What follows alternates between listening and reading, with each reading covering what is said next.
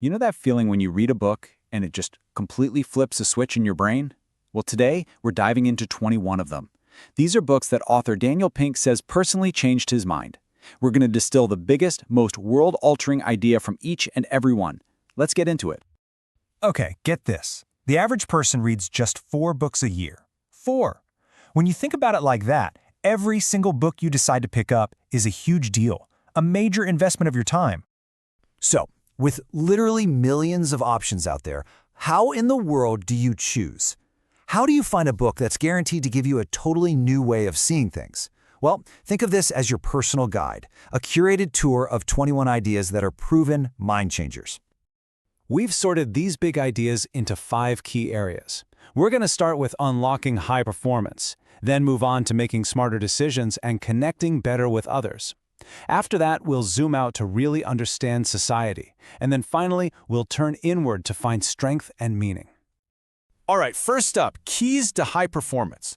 What does it really take to be great at something? These first few books, wow, they might just challenge everything you thought you knew about what excellence really is. Let's kick things off with Angela Duckworth's Grit. Now, most of us grew up hearing that talent is king, right? You either have it or you don't. But Duckworth's research totally flips that idea on its head. She argues that passion and perseverance, what she calls grit, is actually a much better predictor of who succeeds in the long run. And here's the best part. Grit isn't something you're born with. It's something you can build. It follows this really clear path. It starts with a genuine interest, something you're curious about. Then you commit to really deliberate practice. From there, you connect that hard work to a bigger purpose. And finally, you nurture a sense of hope that gets you through the tough times. This idea of building grit ties perfectly into the next big idea, from Carol Dweck's mindset. See, a fixed mindset is that voice in your head that says your skills are set in stone, and that when you fail, well, that's your limit. But a growth mindset? It says your abilities can grow. It sees failure not as an end, but as an opportunity, the very thing you need to get better. Okay, our last book in this section names the villain of the story, the thing that gets in the way of all this high performance. In The War of Art, Stephen Pressfield gives it a name, the resistance. It's that universal force of procrastination, of self-doubt, of fear. The difference between an amateur and a pro? The pro doesn't wait for inspiration. They get up and they fight the resistance every single day. Okay, so we've got the inner drive dialed in, but how do we actually use it out in the messy, real world? Well, this next section is all about that, making better choices and learning to think more clearly. This is a big one. It's from Annie Duke's Thinking in Bets, and it is a total game changer. She talks about this trap we all fall into called resulting. That's when you judge a decision based on how it turned out. But think about it. You can make a terrible decision and just get lucky, right? The key is to look at your process. Was the thinking sound? That's what you can control. This next idea is so powerful because it shows how our situation can literally change how our brains work. The book Scarcity reveals that when we don't have enough of something, whether it's time or money, it puts a huge tax on our mental bandwidth. We get tunnel vision, and that leads to impulsive, short-term choices. It's not a personal flaw, it's a direct response to a state of scarcity. All right, here's a question for you. What if everyone else is just wrong? That's basically the whole idea behind Michael Lewis's Moneyball. It's the true story of a baseball team that used data to completely upend what everyone thought they knew. The lesson for all of us? Have the courage to question conventional wisdom. Look at the data and ask, hey, is there a better way to do this? So we've worked on ourselves, we've sharpened our own thinking. Now let's talk about other people. How do we build better, more meaningful relationships? Adam Grant's Give and Take gives us this brilliant framework. He says people basically fall into 3 camps. Takers try to get more than they give.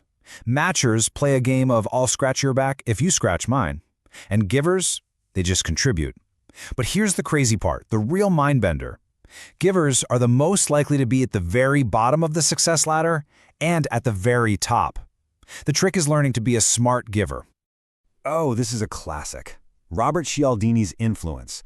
He basically uncovered these 6 universal triggers of persuasion that are kind of running in the background of our brains all the time.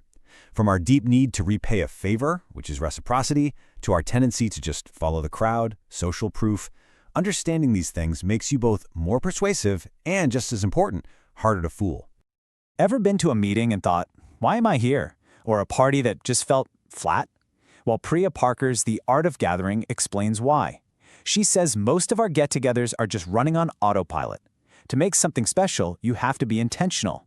You have to figure out the why before you even think about the what. It's the secret to making any event actually mean something. All right, time to zoom out. Let's look at the bigger picture. These next few books give us some incredible tools for understanding the, let's face it, pretty complex social and political world we're all living in.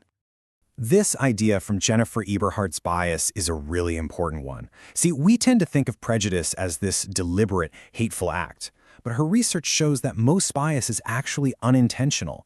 It's a glitch in our brain's software, a mental shortcut that helps us process the world, but can have really harmful side effects. Knowing that is the first step to fighting it. Okay, prepare to have your mind blown a little bit. Jonathan Haidt, in The Righteous Mind, argues that when it comes to morality, we feel first and we reason second.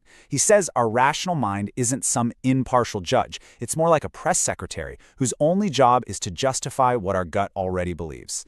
This will totally change how you listen to political debates, including the ones in your own head. And building right on top of that, Liliana Mason's Uncivil Agreement makes this powerful point. Today's politics, it's not really about policies anymore. It's about identity. It's about our team winning. Her research shows that we're often way more loyal to our tribe than to any specific issue. For our last section, we're going to turn inward. These final books, they tackle the biggest questions of all. How do we find strength? How do we find meaning, especially when things get tough? This is such a practical, powerful tool from the Stoic Challenge. The next time something bad happens, try this. Reframe it. Don't think, why is this happening to me? Instead, think of it as a test. The universe isn't punishing you. It's testing your creativity, your resilience, your character. It's a simple mental flip that changes everything. And we're going to end with maybe the most profound idea of them all. This comes from Viktor Frankl, who survived the Nazi concentration camps.